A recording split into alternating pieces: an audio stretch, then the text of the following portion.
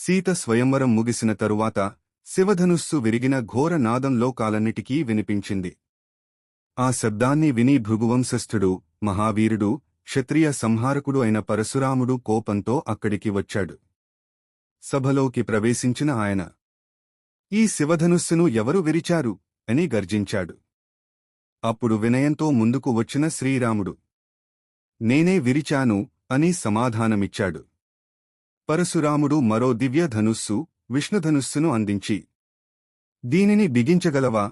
అని సవాలు విసిరాడు. శ్రీరాముడు ప్రశాంతంగా దానిని ఎత్తి సులభంగా బిగించాడు.